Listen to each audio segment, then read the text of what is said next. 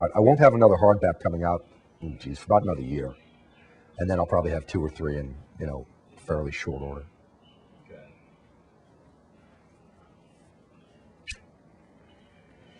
Oh, I think we now understand a little better. Quote of yours where you talk about that people should buy your books because every time one is sold, the progressive gets apoplexy. Oh, pretty much, I think. You ought to look at some of the Amazon reviews. And ignore the 4s and 5s. Look at the 1s. They make for some wonderful, fun reading. And, frankly, they help me sell books. I've stopped getting as many 1s because I think the word has gotten out that there's no such thing as bad publicity.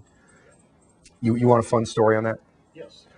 Watch on the Rhine, which began with a drunken telephone conversation with Ringo when I was down at Bragg waiting for my next assignment. A German journalist who normally wrote for the left-wing monthly Concrete wrote a review of Watch on the Rhine in the Frankfurter Allgemeine Zeitung. Really scathing, horrifying, terrible review. The title of it was World Savior Himmler. Weltretter Himmler. You can still find it online, and a German fan had his father save the paper, and cut out the review and sent it to me. I've got to frame it one of these days and put it up. Okay, it's not a particularly accurate review. I'm not sure the guy actually read the book, but it was just scathing, right? Well, up to that point, Watching the Rhine in English in Germany had been, just coasting along at a rank of about Amazon rank of about 14,000. Neither Ringo nor I ever expected it to go any higher. And then I just checked it for grits and shiggles one day, and it was at about 1,000. Whew, I wonder what happened. Checked it an hour later, 700. Checked it an hour later, 500. Checked it an hour later. Mind you, this is an English book in Germany. Well, it finally topped out, as near as I could tell, at 117 for all books in Germany.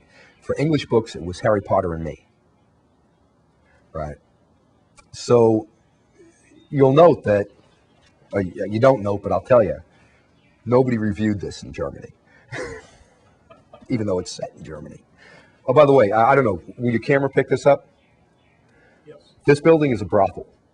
We know of it as Schloss Neuschwanstein.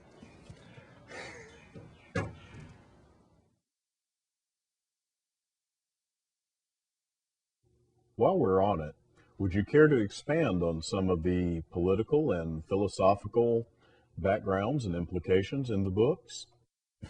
Okay. Going chronologically, State of Disobedience was actually Jim Bain's idea. He recruited me to write it. It wasn't mine at all. And that's one of the problems. It's not a great book. I'll tell you guys upright. It's an okay book. No better than that. People either love it or hate it, not based on the writing, but on whether they agree with the politics. A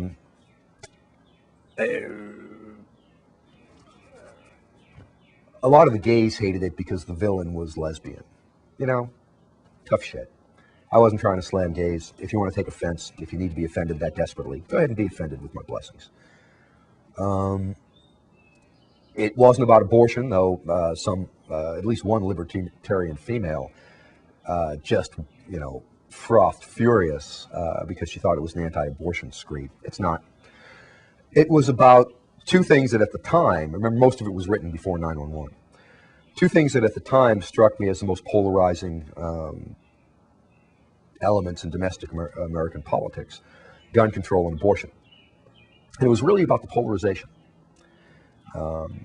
And closely related about how pushing too fast in one direction creates a backlash, which is what happened. There was a president, unsurprisingly reminiscent of Hillary Clinton, who was pushing us towards a Soviet, a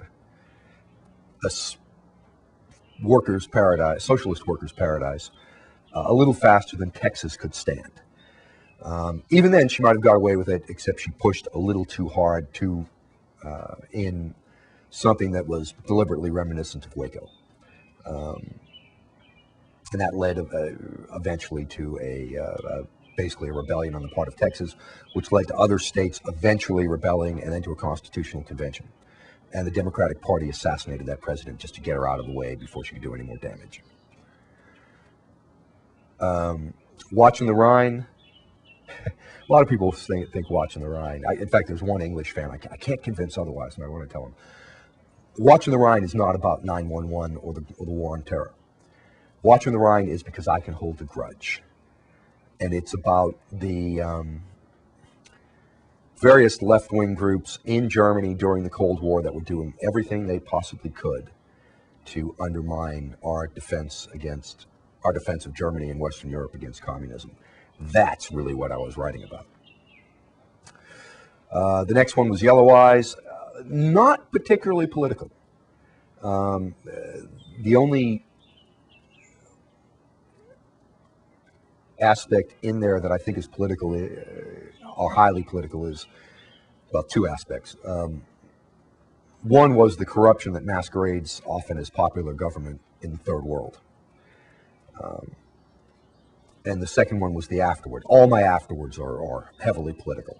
In fact, it's part of the way that I've been able to break myself of putting too much politics within a book, within the story of a book, is by just sort of filtering it out and sticking it in the afterward. Yeah, this is what I really meant.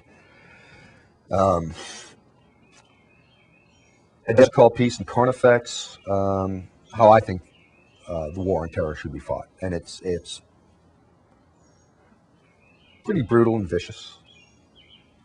Heavy into reprisals, torture for information, a given, and I'm not talking about torture light, I mean torture. And why torture actually does work, or at least can work. It doesn't always. Do you know how torture works? Tell us. All right. You've got to have a way torture is a form of training. You've got to have a way to spot check what you're told. But if you have that way, you apply duress, pain, agony, torture, whatever you want, until you catch the guy, until he starts to talk. And then when you catch him in a lie, and you know it's a lie, you have to know it's a lie or the training won't work, you apply duress. You lied to us. This is really going to hurt. Right? Do that 2 or 3 times, and you have to know things he doesn't know that you know. 2 or 3 times, and he'll be too terrified not to tell you the truth because he doesn't know what you know and what you can check.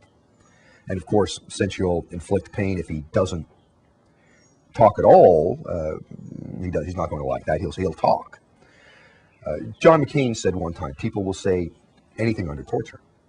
Absolutely true. People will say anything under torture. The truth is included in the category of anything. And the trick is to train them so that they will not lie because it hurts too much. And then, of course, Caliphate is expressly political, the effect of demographics. Basically, it's, John Ringo said it, Caliphate is Mark Stein's America Alone with body count. Or, and it is. It's what the world is, my personal opinion, going to look like in about 100 years. Something very much like that. Will America become an empire? I don't know. I consider it somewhat likely. A real empire, not the namby-pamby thing the left likes to think of as an empire. But something where we're truly ruling and not just pulling strings here and there. In self-defense, necessity knows no trespassing signs.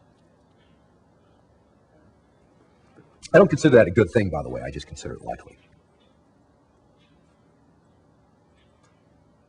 Well, we've seen how your service and your background is tied into your work.